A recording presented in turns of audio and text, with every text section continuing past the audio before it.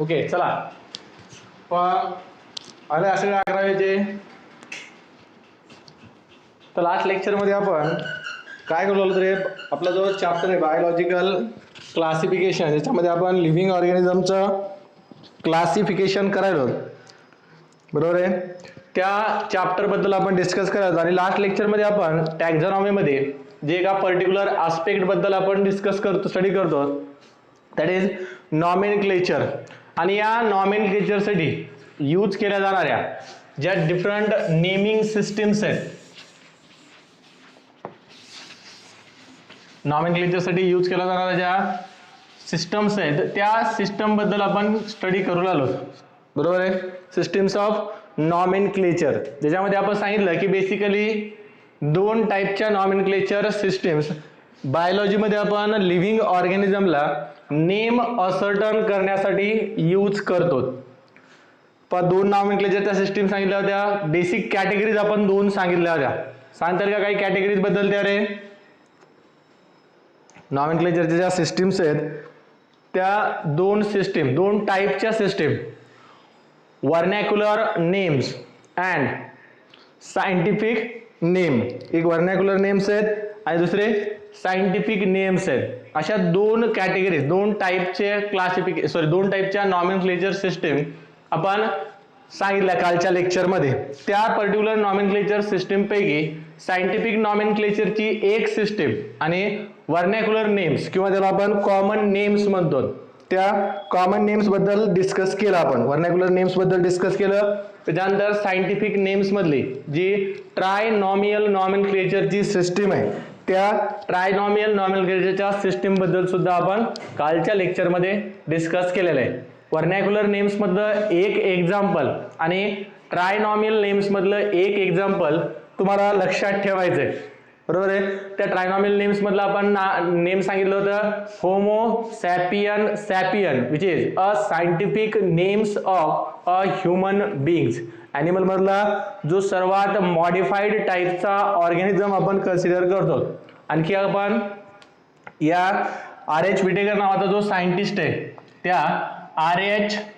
विटॅकरची आपण 5 kingdom classification system study केले नाही तरी तुम्हाला शॉर्ट मध्ये पहा. ॲनिमल्स बद्दल आपण ॲनिमल्स आणि ॲनिमलमध्ये सर्वात ॲडव्हान्स टाईपचे ॲनिमल्स कोणते त्याच्याबद्दल थोडीशी शॉर्ट आयडिया व्हा. R.H. विटेकरनं काय केलेलं आहे, जे आपल्या अर्थवर प्रेझेंट असणारे टोटल नंबर ऑफ ऑर्गॅनिझम्स आहेत, टोटल इंडिव्हिज्युअल्स आहेत, टोटल टाईपचे जे काही लिव्हिंग ऑर्गॅनिझम्स आहेत, all these living organisms are grouped into a 5 group, each group commonly known as a kingdom. प्रत्येक ग्रुपला आपण कॉमनली काय म्हणतो, त्याच्यामधल्या ग्रुपला किंगडम म्हणतो. Kingdom which means a empire, बरोबर आहे. पहिल्यांदा राजाचं एक राज्य सांगायचे, राज्य कोण, एखादा पर्टिक्युलर कोणता किंग आहे त्याचं किंगडम असायचं, त्याचा एक बाउंड्री ठरवलेला असायचं, तेवढं त्याचं राज्य असायचं. तसा एक एक किंगडम, बरोबर आहे. असे टोटल 5 किंगडम या R.H. विटेकरनं त्याच्या क्लासिफिकेशन सिस्टम मध्ये प्रपोज केले. 5 किंगडम कोणते कोणते प्रपोज केले पहा. ही propose a 5 kingdom, that is a monera, त्याच्यानंतर प्रोटिस्टा, बटिस्टा नाही, बरोबर आहे. प्रोटिस्टा म्हणलं की आपलं WWE WWF सुरू करसाल, बटिस्टा आहे का काय सर, तिसरा, दुसरा प्रोटिस्टा आणि तिसरा बटिस्टा, बरोबर आहे. असं काही नाही. मोनेरा आहे फर्स्ट किंगडम, त्याच्यानंतर सेकंड किंगडम आहे प्रोटिस्टा, त्याच्यानंतर थर्ड किंगडम आहे फंजाय, त्याच्यानंतर फोर्थ किंगडम आहे प्लांटे, फोर्थ किंगडम आहे प्लांटे, आणि लास्टचा शेवटचा किंगडम आहे, शेवटचा किंगडम आहे त्यामधला Animalia.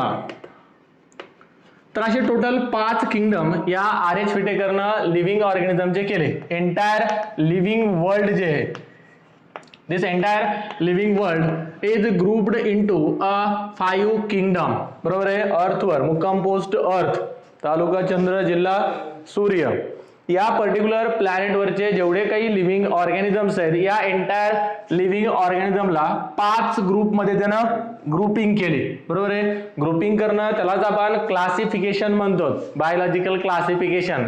Grouping of a living organism on the basis of their certain similarities and differences. Living organism मध्ये जे काही सिमिलर कॅरेक्टर्स आहेत आणि डिफरन्स कॅरेक्टर्स आहेत, या कॅरेक्टरच्या बेसिसवर काय करणं, ग्रुप्स तयार करणं. बरोबर आहे. Grouping is not simply based on the differences, it is also based on the similarities. एका पर्टिक्युलर ग्रुपमध्ये इन्क्लूड केलेले जे काही ऑर्गॅनिझम्स आहेत, या पर्टिक्युलर ऑर्गॅनिझमचे कॅरेक्टर, मॅक्झिमम कॅरेक्टर्स एकमेकांसोबत काय करत असतात, रिझेंबल करत असतात.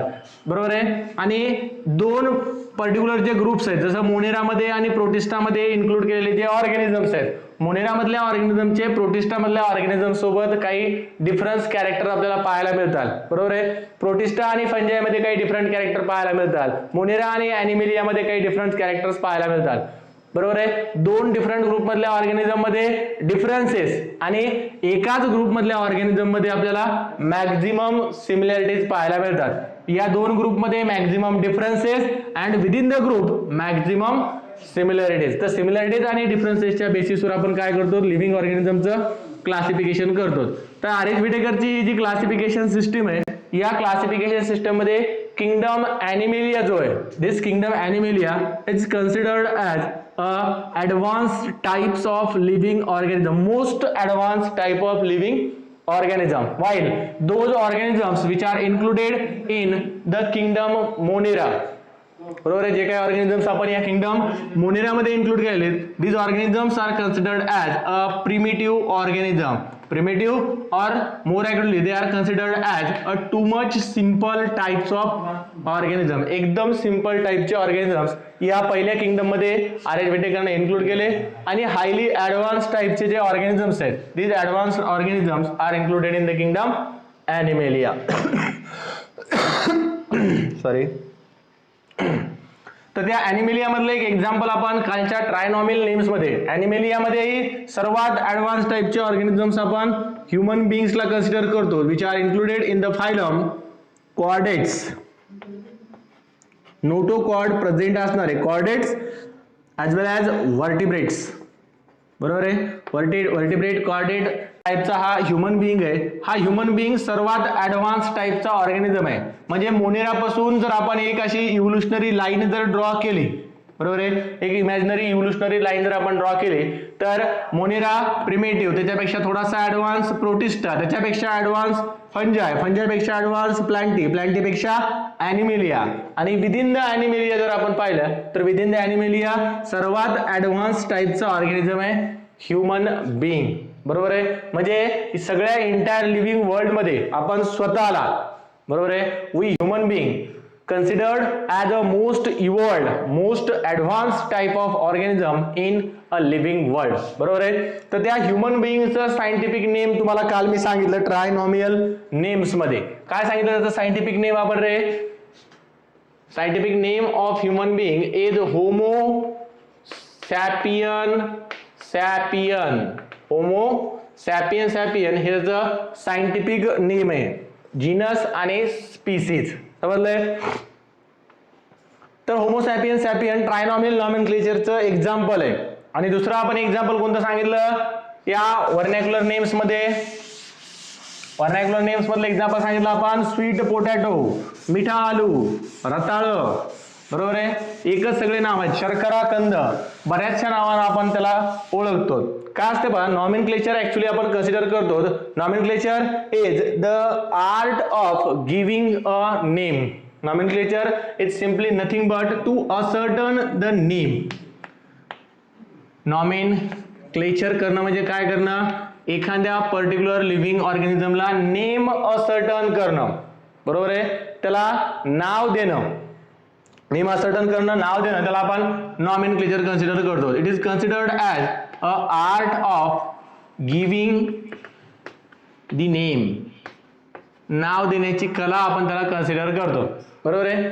तर या नॉमेनक्लेचर मध्ये बेसिकली दोन टाईपच्या नॉमेनक्लेचर सिस्टीम आपल्या सिलेबस मध्ये आपल्या स्टडीसाठी दिलेल्या आहेत. बरोबर आहे. मग तो तुमचा एनसीईआरटीचा सिलेबस असेल, नेटचा सिलेबस असेल किंवा आपल्या MS बोर्डचा सिलेबस असेल, तिन्ही बुक मध्ये सेम कन्सेप्ट आहे. बरोबर आहे. ICBN आणि ICZN हे जे दोन इंटरनॅशनल कोड्स आहेत, ह्या दोन इंटरनॅशनल कोडनं काही प्रिन्सिपल्स, काही रूल्स या पर्टिक्युलर नॉमेनक्लेचर सिस्टमचे दिलेले आहेत. कोणत्याही बुकमधून करा, सगळीकडे सारखंच असतं. तुम्ही बोर्डच्या बुकमधून केलं काय, एनसीईआरटीच्या बुकमधून केलं काय, किंवा नीटसाठी जे रेफरन्स बुक दिलेले आहेत त्या एखाद्या रेफरन्स बुकमधून जरी तुम्ही केलं तरी सगळीकडे तुम्हाला ते रूल कसे पाहायला मिळतात, सारखेच पाहायला मिळतात. रूल खूप इम्पॉर्टंट आहेत पहा, बरोबर आहे. या ICBN नुसार किंवा ICJDN नुसार जे बायनॉमियल नॉमेनक्लेचर आज आपण स्टडी करणार आहे त्याचे रूल जे आपण स्टडी करणार आहेत हे रूल खूप इम्पॉर्टंट आहेत, त्यामुळे त्यांना लक्षात ठेवायचे. समजलंय? तर रूल्स आपण ॲज इट इज जशाल तसे बुकमधून स्टडी करणार आहेत. पहिल्यांदा आपण सांगितलं nomenclature is the art of giving the name. आणि art of giving the name किंवा नॉमेनक्लेचर मध्ये बेसिकली दोन टाईपच्या नॉमेनक्लेचरच्या सिस्टीम आपण यूज करतो. System of nomenclature. Nomenclature system दोन कोणत्या, एक आपण सांगितले व्हर्नॅक्युलर नॉमेनक्लेचर सिस्टीम किंवा सिम्पली आपण जे नेम व्हर्नॅक्युलर नॉमेनक्लेचर सिस्टीमने देतो त्या पर्टिक्युलर नेम्सला आपण व्हर्नॅक्युलर नेम्स म्हणतो. आणि सेकंड टाईपचे जे नेम्स आहेत त्या सेकंड टाईपच्या नेम्सला आपण सायंटिफिक नेम,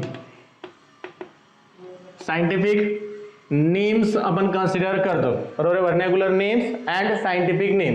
सायंटिफिक नेम मध्येही बेसिकली दोन टाईपचे सायंटिफिक नेम आपण स्टडी करतो पहा. एक आपण सायंटिफिक नेम सांगतो ज्या पर्टिक्युलर सायंटिफिक नेम्सला आपण ट्रायनॉमियल नेम्स कन्सिडर करतो, ट्रायनॉमियल नेम्स. आणि सेकंड टाईपचा सायंटिफिक नेम आहे ज्याला आपण म्हणतो बायनॉमियल नेम्स. तर या तीन नॉमेनक्लेचरच्या सिस्टीम पैकी आपण लास्ट लेक्चरमध्ये व्हर्नॅक्युलर नेम्स बद्दल आणि ट्रायनॉमियल नेम्स बद्दल डिटेलमध्ये डिस्कस केलेलं आहे.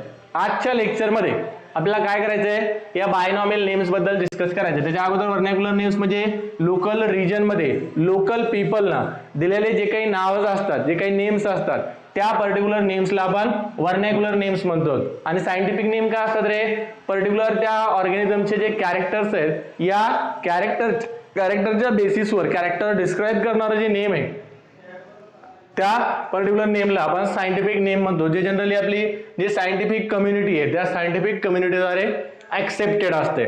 समजलंय? तर आज आपण काय करू, या व्हर्नॅक्युलर नेम्स आणि ट्रायनॉमियल नेम्स नंतर बायनॉमियल नेम्स आपण डिस्कस करू.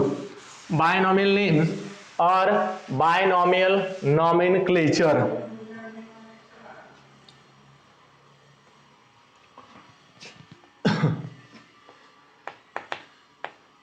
Binomial nomenclature. Binomial nomenclature, it was firstly proposed by the scientist Caspar Bovin. बरोबर आहे.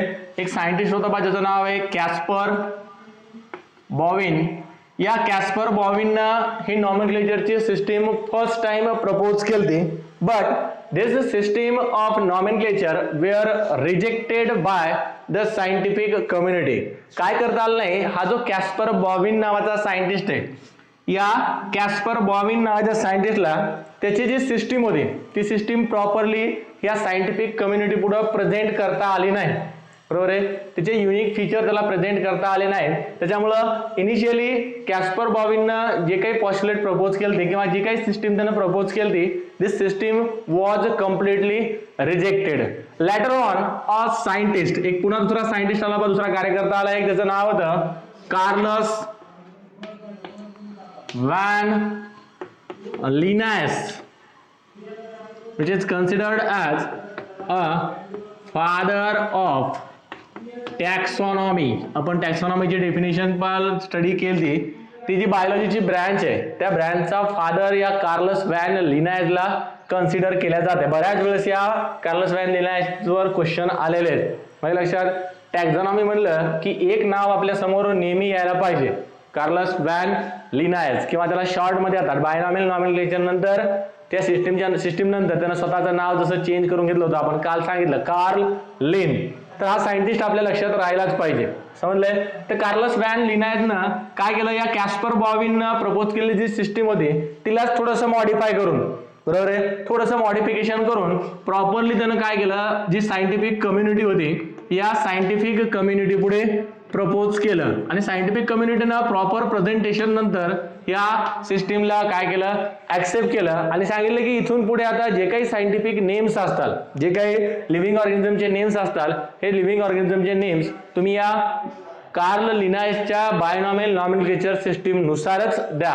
ICBM आणि ICZN सुद्धा नंतर या पर्टिक्युलर रूल्सला कंटिन्युअसली मॉडिफाय करत गेलं आणि ती सिस्टीम आता काय झालेली आपल्या बायोलॉजीमध्ये किंवा या टॅक्झॉनॉमीमध्ये रुटीन झालेली आहे. आपण प्रत्येक लिव्हिंग ऑर्गॅनिझमचा नेम जनरली या बायनॉमियल नॉमेनक्लेचर सिस्टीम नुसारच स्टडी करणार आहे. आता इथून पुढे पहा, आणखी एक तुम्हाला थोडासा इंटरेस्टिंग पॉईंट सांगतो पहा. तुमच्या बुकमध्ये तुमचं जे बुक आहे बायोलॉजीचा 11वीचा असेल किंवा 12वीचा असेल, जिथं कुठं असं इटॅलिक फॉर्म मध्ये 2 लेटर लिहिलेले असतात, 2 वर्ड लिहिलेले असतात. इटॅलिक फॉर्म मध्ये आपण सांगतो क्रॉस मध्ये थोडंसं लिहिलेलं टाईप केलेलं असेल, ते क्रॉस मध्ये लिहिलेलं, जसं एक बॉटनिकल नेम आपण लिहू पहा, Melia azedarach. Melia azedarach. काल मी तुम्हाला ॲज अ डिरेक्टा इंडिका एक बॉटनिकल नेम सांगितलं होतं, बरोबर आहे. Melia azedarach indica is the botanical name of कडुनिंब, बरोबर. आपल्या लँग्वेज लोकल लँग्वेजमध्ये किंवा व्हर्नॅक्युलर नेम त्याचं काय, लिंब किंवा कडुलिंब आपण त्याला म्हणतो. त्याचं सायंटिफिक नेम होतं ॲज अ डिरेक्टा इंडिका. तसं लिंबासारखं झाड असणार, कडुलिंबासारखं झाड असणार तुम्ही बऱ्याच जणांनी ऐकलं सुद्धा असेल पहा, बकाना लिंब आपण त्याला म्हणतो. तर या बकाना लिंबाचं बॉटनिकल नेम आहे मिलिया ॲज अ डिरेक्टा. असं मिलिया ॲज अ डिरेक्टा आपण हाताने लिहिल्यानंतर या पर्टिक्युलर फॉन्टमध्ये लिहितो, त्याला अंडरलाईन करतो. बरेचसे रूल्स आपल्याला आज बायनॉमियल नॉमेनक्लेचर नुसार सांगायचे आहेत. कॅपिटल, स्मॉल लेटर, किती लेटर असायला पाहिजे, किती शब्द असायला पाहिजे, हे सगळं आपण स्टडी करणार आहे. पण तुमच्या बुकमध्ये असं एखादं नाव जर लिहिलेलं असेल, मिलिया ॲज अ डिरेक्टा इटॅलिक फोंटमध्ये, बरोबर आहे, अंडरलाईन नाही केलेलं काही नाही, फक्त इटॅलिक फोंटमध्ये लिहिलेलं जर नाव असेल तर समजून जातं की हे एखाद्या पर्टिक्युलर ऑर्गॅनिझमचं सायंटिफिक नेम आहे. तुमच्या बुकमध्ये आता 12वीच्या 11वीच्या जिथं कुठं असं नाव लिहिलं असेल ते कोणत्या तरी एखाद्या ऑर्गॅनिझमचं नाव असेल. इथे मी तुम्हाला जस्ट एक्झाम्पल म्हणून मिलिया ॲज अ डिरेक्टाचं एक्झाम्पल सांगितलेलं आहे. मॅग्निफेरा इंडिका आंब्याचं असेल, त्याच्यानंतर सिट्रस प्लांटचं असेल, कोणत्याही पर्टिक्युलर प्लांटचं तुम्हाला नाव जिथं कुठं पाहायला मिळेल तुमच्या बुकमध्ये ते ऑलवेज या फोंटमध्येच काय असेल, लिहिलेलं असेल, इटॅलिक फोंटमध्ये. समजलंय. तर सायंटिफिक कम्युनिटीनं या कार्लस व्हॅन लिनायसचे काय केले, जे काही रूल्स त्यानं प्रपोज केले हे रूल्स ऍक्सेप्ट केले आणि ही सिस्टीम नंतर सायन्समध्ये ऑथेंटिकेट केली, बरोबर आहे. एक ऑथेंटिक रेफरन्स आपण त्याला आता या सिस्टीमला कन्सिडर करतो आणि त्या रेफरन्सनुसार प्रत्येक लिव्हिंग ऑर्गॅनिझमला आपण याच नॉमेनक्लेचरच्या सिस्टीमनुसार आपण नाव देतो. मग आपण एखाद्या ऑर्गॅनिझमला आपल्या इंडियामध्ये नाव देत असतो किंवा दुसऱ्या इंग्लंडमध्ये, अमेरिकेमध्ये, युरोपमध्ये, जपानमध्ये कुठेही तुम्ही लिव्हिंग ऑर्गॅनिझमची स्टडी करत असताल, एखादा नवीन लिव्हिंग ऑर्गॅनिझम तुम्ही जर डिस्कवर केला तर त्या डिस्कवर केलेल्या ऑर्गॅनिझमला तुम्हाला या बायनॉमियल नॉमेनक्लेचर नुसारच काय करायचंय, नाव द्यायचंय. पण टॅक्झॉनॉमीच्या एम्स मध्ये एक सिंपल एम आपण ऍड करायचा राहिला. आपण ज्यावेळेस ते एम सांगलो टॅक्झॉनॉमीचे, आपण सांगितलं की 1.7 to 1.8 मिलियन स्पीसीज आपल्यासाठी नोन आहेत, बरोबर आहे. टोटल नोन स्पीसीज किती आहेत आपल्यासाठी, 1.7 to 1.8 million species are known to the human beings. आणि एक रोबोस्ट, बरोबर आहे, एक जनरल अजम्पशन आपण सांगितलं होतं की किती स्पीसीज आपल्यासाठी अननोन आहेत, 50 मिलियन स्पीसीज अननोन आहेत. तर आपल्याला काय करायचंय, या 1.7 to 1.8 पासून या 50 मिलियन स्पीसीज पर्यंतचा नंबर आपल्याला गाठायचा आहे, बरोबर आहे. नवीन स्पीसीज आपल्याला डिस्कवर करायच्या. एक सिंपल एम आपण टॅक्झॉनॉमीचा लिहू शकतो, to discover the unknown species of living organism. unknown species of living organism म्हणालो मी, मग ती प्लांटची असेल, ॲनिमलची असेल, बरोबर आहे. अननोन स्पीसीज डिस्कवर करणं हे टॅक्झॉनॉमीचं बेसिक एम आहे. तर या अननोन स्पीसीजच्या नंबर पर्यंत आपल्याला पोहोचायचंय, इथपर्यंत आपण पोहोचणार आहे, बरोबर आहे. मग पोहोचल्यानंतर जेवढ्या काही अननोन स्पीसीज असतात त्या नवीन स्पीसीज तुम्ही डिस्कवर केल्यानंतर तिला तुम्हाला नाव द्यावं लागेल, बरोबर आहे. जी ऑलरेडी एक्झिस्टेड स्पीसीज आहेत त्यांची नावं तर तुम्हाला माहिती आहेत, पण नवीन तुम्ही स्पीसीज जर डिस्कवर केल्या, बरोबर आहे, सायंटिस्ट लेवलवर तुम्ही गेले, एखादा चांगला सायंटिस्ट तयार झाला, त्यानं 9-10 स्पीसीज डिस्कवर केल्या, तुमच्यामधला एखादा गेला असेल कुठं, बरोबर आहे, आणि एखाद्या जंगलामध्ये गेला, जंगलामध्ये गेल्यानंतर ह्या प्लांट ऑब्झर्व करायला, ॲनिमल्स पाहायला, त्या प्लांट्स आणि ॲनिमलला ऑब्झर्व केल्यानंतर त्याला काही असे ऑर्गॅनिझम पाहायला मिळाले की जे इनिशियली काय होते, त्यांनी कधीही पाहिलेले नव्हते किंवा पूर्ण सायंटिफिक कम्युनिटीसाठी अननोन होते. मग त्यानं काय केलं, ती स्पीसीज डिस्कवर केली, त्या स्पीसीजला डिस्क्राईब केलं, त्याचं कॅरेक्टरायझेशन केलं, आयडेंटिफिकेशन केलं, त्याचं क्लासिफिकेशन केलं. क्लासिफिकेशन नंतर करेल, अगोदर नॉमेनक्लेचर करेल. मग नाव देते वेळेस त्याला काय करावं लागेल, या बायनॉमियल नॉमेनक्लेचर सिस्टीम नुसार त्याला काय द्यावं लागेल, त्या पर्टिक्युलर इंडिव्हिज्युअल ऑर्गॅनिझमला एक नेम असर्टन करावं लागेल. बरोबर आहे. जर सपोज मी एखादी नवीन स्पीसीज डिस्कवर केली तर मी काय करेल, एक जिनसचं नाव घेईल, ज्या पर्टिक्युलर जिनसशी तो बिलॉंग करते, आणि स्पीसीजच्या नावामध्ये मी माझ्या मनानुसार नाव तिथे टाकू शकतो. स्पीसीजचं नाव मी माझ्या आवडत्या व्यक्तीचं सुद्धा तिथे टाकू शकतो. बरोबर आहे. एक आपल्याकडे स्पीसीज आहे पहा, नूरजहानी.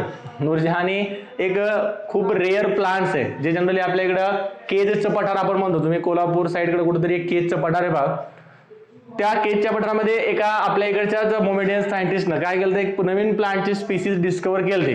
मग त्या स्पीसीजचं नाव देते वेळेस त्यानं काय केलं, जिनसचं नेम, तर जिनस जो आहे त्या ज्या जिनसची बिलॉंग करते ते जिनसचं नेम दिलेलं आहे, आणि स्पीसीजला नूरजहानी असं नाव दिलेलं आहे. जे नूरजहानी नाव त्याच्या बायकोचं आहे, त्याच्या मिसेसचं नाव दिलं, त्याला आवडत असेल मिसेस जास्त, त्यामुळे त्यानं काय केलं असेल, त्याच्या मिसेसचं नाव त्या पर्टिक्युलर स्पीसीजला दिलेलं आहे. आणि लक्षात, तसं स्पीसीजचं नाव तुम्ही तुमच्या मनानुसार देऊ शकता. समजलंय. तर काय सांगितलं आपण, आपला एम टॅक्झॉनॉमीचा आहे या 50 मिलियन स्पीसीज पर्यंत पोहोचणं, आणि त्या 50 मिलियन स्पीसीज पर्यंत पोहोचल्यानंतर जेवढ्या काही स्पीसीज आपण काय करायलो, डिस्कवर करायलो, नवीन स्पीसीज आपण डिस्कवर करायलो, त्या डिस्कवर केलेल्या स्पीसीजला आपल्याला काय करावं लागेल, नाव द्यावं लागेल. आणि हे नाव जे देणार आहेत आपण, जे नेम त्याला आपण असर्टन करणार आहेत, this name should be ascertain according to the rules of binomial nomenclature system. कोणत्या रूलनुसार आपल्याला द्यायचं, कोणत्या नियमानुसार द्यायचं, आपल्याला या बायनॉमियल नॉमेनक्लेचर सिस्टीमच्या नियमानुसार आपल्याला त्याला नाव द्यायचंय. समजलं इथपर्यंत. तर पहा, ही जी सिस्टीम होती, कार्लस लिनायसनं ही सिस्टीम प्रपोज केल्यानंतर, बरोबर आहे, त्यानं सिस्टीम तर प्रपोज केली. सिस्टीम प्रपोज केल्यानंतर त्या सिस्टीमला पॉप्युलर करण्यासाठी, बरोबर आहे, to become a popular scientist और to made the system popular, Carolus von Linnaeus change his name to Carl Linn according to the binomial nomenclature system. Carolus von Linnaeus trinomial name आहे, 3 इपिथेट्स आहेत त्याच्यामध्ये, Carolus von लिनायस. बरोबर आहे. हे पूर्ण change करून त्यानं काय केलं, सिंपल नेम त्याचं तयार केलं, कार्ल लिन. पण तुम्ही बऱ्याचशा प्लांटच्या सायंटिफिक नेमच्या पुढे, जसं या मिलिया ॲझॅडिरेक्टाच्या पुढे सुद्धा ब्रॅकेटमध्ये असं लिन लिहिलेलं असते बा, लिन. बऱ्याचशा प्लांटच्या बाबतीत असं लिहिलेलं असते. काय असतं ते लिन म्हणजे, actually this species were first time discovered by the scientist. त्या सायंटिस्टचं नेम शॉर्ट मध्ये तिथं ब्रॅकेटमध्ये आपण काय करत असतो, डिस्क्राइब करत असतो. बरोबर आहे. It is the honour to the scientist who discovered this species for the first time. जी कोणती पर्टिक्युलर स्पीसीज आहे, ती पर्टिक्युलर स्पीसीज त्या सायंटिस्टनं फर्स्ट टाइम डिस्कवर केली, त्याला ते ऑनर देण्यासाठी, त्याला सन्मान देण्यासाठी त्याचं नाव आपण काय करतो, त्या स्पीसीजच्या नंतर ब्रॅकेटमध्ये आपण लिहित असतो. ते सगळे रूल्स वगैरे आपल्याला स्टडी करायचे, पण इथं इम्पॉर्टंट पॉईंट काय लक्षात ठेवायचा, कार्लस व्हॅन लिनायसला नाव ही termed as a Carl Linn according to the binomial nomenclature system. तसं आपल्याला नाव चेंज करता येत नाही बा. अरे लक्षात नाही, तुम्ही म्हणताल सर आता आम्ही सुद्धा नाव चेंज करतो, आम्हाला सुद्धा बायनॉमियल नॉमेनक्लेचर सिस्टीमनुसार आमचं नाव ठेवायचंय. तर आपल्या नावासाठी, आपल्या नेमिंगसाठी आपण बायनॉमियल नॉमेनक्लेचर सिस्टीम यूज करत नाहीत. In Maharashtra we use nomenclature system. आपण 3 नेम असणारी नॉमेनक्लेचर सिस्टीम आपल्यासाठी यूज करतो. पण आपण काही स्पीसीजचं वगैरे नाव, आपले स्वतःचे नाव आपण देत असतो. बरोबर आहे. हे स्पीसीजला नाव देण्यासाठी जे ह्या सिस्टीम्स आहेत, प्रत्येक इंडिव्हिज्युअल ऑर्गॅनिझमला काळ्या बाळ्या, बरोबर आहे, छकुली, पिल्लू अशी नावं आपण आपल्या इंडिव्हिज्युअल ह्युमन बिंग्सला देत असतो. ते काय आपल्या इथं सायंटिफिक नेम्स नाहीत. समजलंय. आपल्यासाठी नेमिंग सिस्टीम नाही, स्पीसीजच्या नावासाठी ही सिस्टीम आपण काय करणार आहे, यूज करणार आहे. तर 2 सायंटिस्टचे नावं या इंट्रोडक्शन मध्ये लक्षात ठेवायचे आहेत, कॅस्पर बॉविन आणि कार्ल लिन. बरोबर आहे.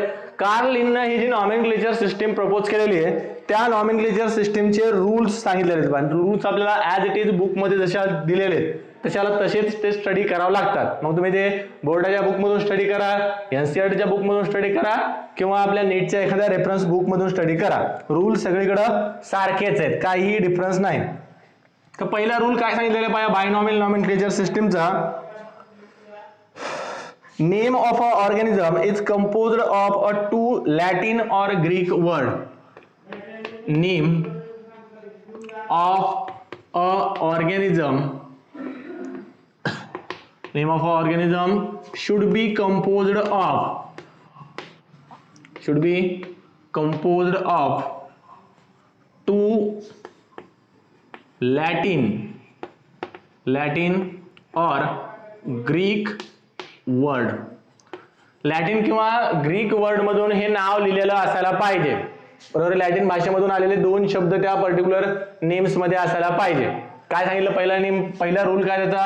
The name of organism should composed of a two Latin or Greek word. Important point लक्षात ठेवायचा आहे. The name should be in a Latin or Greek language. बरोबर आहे. लॅटिन लँग्वेज आपण सांगितलं एक एन्शियंट लँग्वेज, जशी ग्रीक सुद्धा एक एन्शियंट लँग्वेज आहे. पण काय होतं, मोस्ट ऑफ द जी सायंटिफिक कम्युनिटी होती, this scientific community will belong to this countries. बरोबर आहे. या पर्टिक्युलर कंट्रीजचीच बिलॉंग करणारे हे सायंटिस्ट लोक होते. आपल्या इकडे सुद्धा बरेचसे सायंटिस्ट लेवलचे लोक होते, पण आपल्याकडं ऑथेंटिक प्रूफ अवेलेबल नाही. बरोबर आहे. त्याच्यामुळे आपलं जे नॉलेज आहे हे आपलं नॉलेज जनरली त्यांनी काय केलं नाही, त्या पाश्चात्य देशांनी किंवा या फॉरेन कंट्रीजच्या सायंटिफिक कम्युनिटीने ऍक्सेप्ट केलेलं नाही. बरोबर आहे. त्यांच्याकडे सायंटिफिक ऑथेंटिक प्रूफ्स आहेत. त्यांनी पूर्ण रिटर्न फॉर्म मध्ये, रिटर्न असेल किंवा दुसरं कोणती एखादी मेथड असेल, त्या मेथडनं सगळं हे नॉलेज काय केलेलं आहे, प्रिझर्व केलेलं आहे. बरोबर आहे. त्याच्यामुळं या नॉमेनक्लेचर सिस्टीम मधले जे नेम्स असतात त्या नेम्स मध्ये लॅटिन किंवा ग्रीक वर्ड असायला पाहिजे, असं कंपल्सरी पहिला रूल तिथं सांगितलेला आहे. त्याच्यानंतर पहा सेकंड रूल आहे त्याचा, the generic name is a simple noun. The generic name is a simple noun. It's a simple noun. It should be come first and begin with capital letter. It should be come first and begin with capital letter.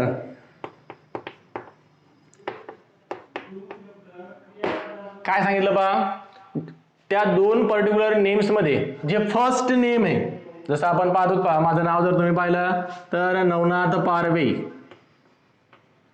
बरोबर, सगळ्यांना माहित आहे नवनाथ पारवे, तुमच्या स्क्रीनवर दिसत असेल. दोन words आहेत. बरोबर आहे. दोन एपिथेट्स आहेत त्या नावामध्ये. त्याच्यामधलं फर्स्ट वर्ड जो आहे तो फर्स्ट वर्ड या बायनॉमियल नॉमेनक्लेचर नुसार कशाचा काय ते रे, it is a name of genus. First epithet is a name of genus और the first word is the name of genus. एक मिनिट हा.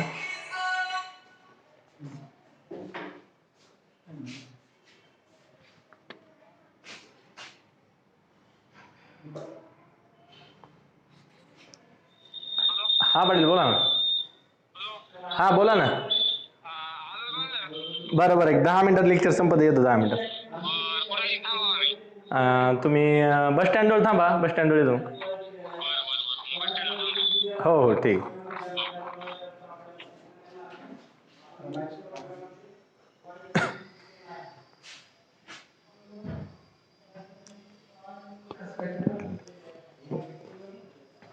काय सांगितलं त्यांनी, दोन तर वर्ड असायला पाहिजे किंवा दोन इपिथेट असायला पाहिजे, इथपर्यंत आपल्या लक्षात आले. त्याच्यापैकी आपण इथं काय डिस्कस करायला आहोत, इथं आपण फर्स्ट इपिथेट बद्दल डिस्कस करायला. फर्स्ट वर्ड जो आहे त्या फर्स्ट वर्ड बद्दल आपण डिस्कस करायला. काय सांगितलं त्यांनी, फर्स्ट वर्ड जो आहे तो फर्स्ट वर्ड काय असतंय, it is a generic name of genus.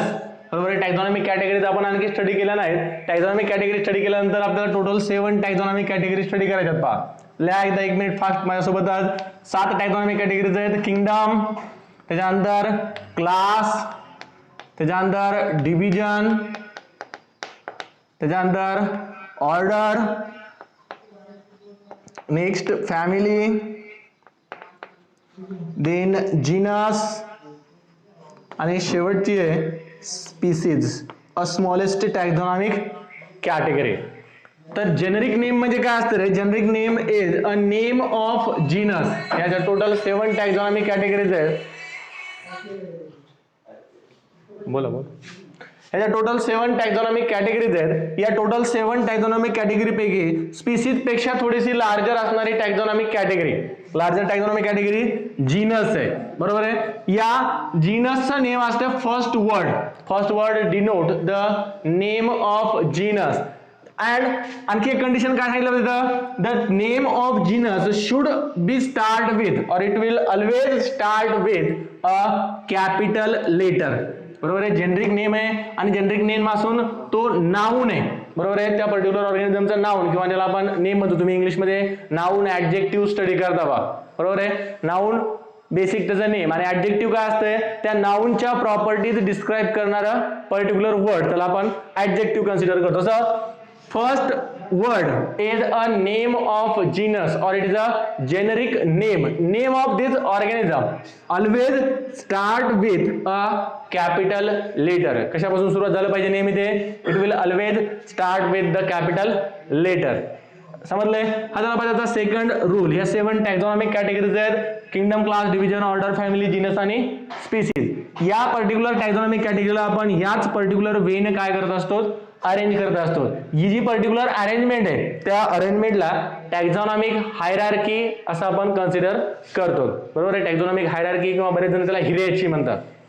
तर जे काय म्हणत असतात ते टॅक्झॉनॉमिक हायरार्की आहे. टॅक्झॉनॉमिक हायरार्कीमध्ये टॅक्झॉनॉमिक कॅटेगरीज आपण एका स्पेसिफिक सिक्वेन्सनं डिसेंडिंग ऑर्डरने त्याला आपण काय करत असतो, अरेंज करत असतो. त्याच्यानंतर बघा थर्ड रूल आहे. Third rule is concern with the name of species, बरोबर आहे. थर्ड रूल कशासोबत कन्सर्न आहे, it is concern with the name of species. काय तो पर्टिक्युलर रूल सांगितलेला आहे थर्ड त्याच्यामधला, the specific name is the descriptive adjective which should come later and begin with small letter. काय असलं पाहिजे थर्ड त्याचा आपण स्पेसिफिक नेम बद्दल सांगायला होतं. Specific name is a descriptive adjective. Specific name is a descriptive adjective which should come later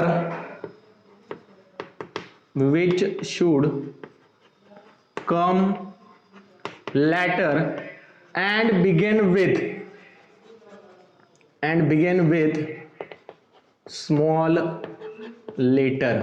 कशासोबत सुरुवात झाली पाहिजे त्याची, स्मॉल लेटरनं सुरुवात झाली पाहिजे. आता आपण सांगितलं फर्स्ट वर्ड जेनेरिक नेम होता, जीनसचं नेम होतं, त्याचं नाऊन होतं आणि या नाऊनच्या प्रॉपर्टीज डिस्क्राईब करणारा सेकंड वर्ड असला पाहिजे, सेकंड इपिथेट असला पाहिजे. Second epithet which should come after the generic name. जो फर्स्ट आपण वर्ड जो यूज केलेला आहे त्या जेनेरिक नेमच्या नंतरच यायला पाहिजे. आपल्याला उलट करता येत नाही. ॲजा डिरेक्टा इंडिका ॲजा डिरेक्टा करता येते का आपल्याला, नाही. किंवा मिलिया ॲजा डिरेक्टा मिलिया करता येते का, नाही करता येत. काय होतं ते अपोजिट होतंय. जेनरिक नेम ऑलवेज त्याचं नाऊन असते आणि त्या नाऊनच्या प्रॉपर्टीज डिस्क्राईब करणारा त्या सेकंड वर्ड जो आहे त्याला आपण स्पेसिफिक नेम म्हणतो. हा the specific name should always come after the generic name and it should be always start with the small letter. कशापासून सुरुवात झाली पाहिजे, स्मॉल लेटर पासून त्याची सुरुवात झालेली पाहिजे. त्याच्यानंतर बघा पुढचा फोर्थ रूल सांगितलेला आहे, scientific name must be underlined separately. कालच आपण तो रूल बद्दल शॉर्ट मध्ये डिस्कस केलं तर बघा, द सायंटिफिक नेम और binomial name should B underlined separately if it is handwritten and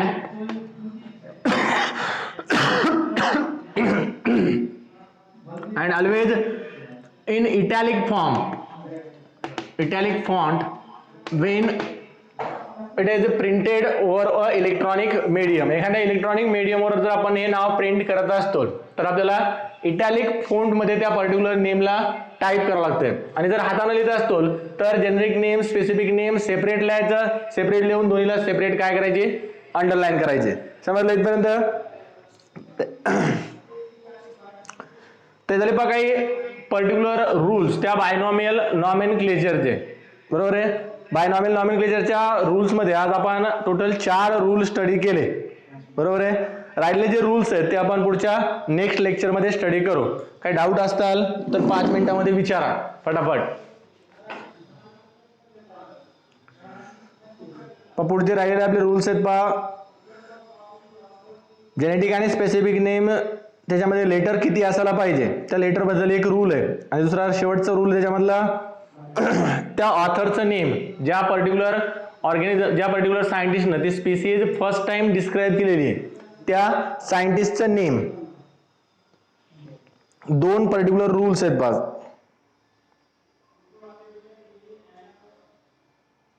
The generic and specific name should not have less than 3 letter and more than 13 letter. 313 चा rule आहे, बरोबर आहे. 313 चा rule काय सांगितलेला आहे, generic आणि स्पेसिसचं जे काही नेम आपण यूज करायलो, बरोबर आहे, जे दोन वर्ड आपण यूज करायलो त्या दोन्ही वर्ड मध्ये लेस दॅन 3 आणि मोर दॅन 13 लेटर नसायला पाहिजे, बरोबर आहे. हा एक रूल आहे. आणि शेवटचा रूल आहे authentication of a species. Authentication, जो पर्टिक्युलर ऑथर आहे, ज्या पर्टिक्युलर ऑथरनं ती स्पीसीज डिस्क्राईब केलेली आहे, त्या ऑथरचं नेम, त्या स्पीसीजचं नेम लिहिल्यानंतर शेवटी ब्रॅकेटमध्ये लिहिणार. जसं आपण ही जर प्लांटची एखादी स्पीसीज असेल तर त्या प्लांटच्या स्पीसीजला कार्ल लिनायतनं जर फर्स्ट टाइम डिस्क्राईब केला असेल तर कार्ल लिनचं नेम आपण शॉर्टमध्ये त्या स्पीसीजच्या नेम नंतर किंवा स्पेसिफिक एपिथेट्स नंतर शॉर्टमध्ये तिथं आपण डिस्क्राईब करणार आहे. तर हे टोटल 6 रूल्स आहेत बायनॉमियल नॉमेनक्लेचरचे. पहिला रूल आपण सांगितला, लॅटिन किंवा ग्रीक लँग्वेज मधले दोन वर्ड असायला पाहिजे. त्याच्यानंतर फर्स्ट नेम जेनरिक असलं पाहिजे, ज्याची सुरुवात कॅपिटल लेटर पासून झाली पाहिजे. त्याच्यानंतर सेकंड नेम स्पेसिफिक इपिथेट असलं पाहिजे, डिस्क्रिप्टिव्ह ऍडजेक्टिव्ह असलं पाहिजे, त्याची सुरुवात स्मॉल लेटर पासून. त्याच्यानंतर फोर्थ रूल सांगितला आपण, अंडरलाईन करायचा आणि इटॅलिक फॉन्ट मध्ये लिहायचा. त्याच्यानंतर नंबर ऑफ लेटर्स किती असले पाहिजे त्या सायंटिफिक नेम मध्ये, जेनेरिक नेम मध्ये आणि सायंटिफिक नेम मध्ये लेस दॅन 3 नसायला पाहिजे आणि मोर दॅन 13 नसायला पाहिजे, बरोबर आहे. आणि शेवटचा ऑथेंटिकेशनचा सिंपल रूल आहे, ज्या सायंटिस्टनं फर्स्ट टाइम स्पीसीज डिस्क्राईब केलेली आहे त्या सायंटिस्टचं नाव शॉर्ट मध्ये ब्रॅकेट मध्ये लिहायचं. समजलं? काय डाऊट असताल तर विचारा, बाकीचं आपण उद्याच्या लेक्चर मध्ये स्टडी करू.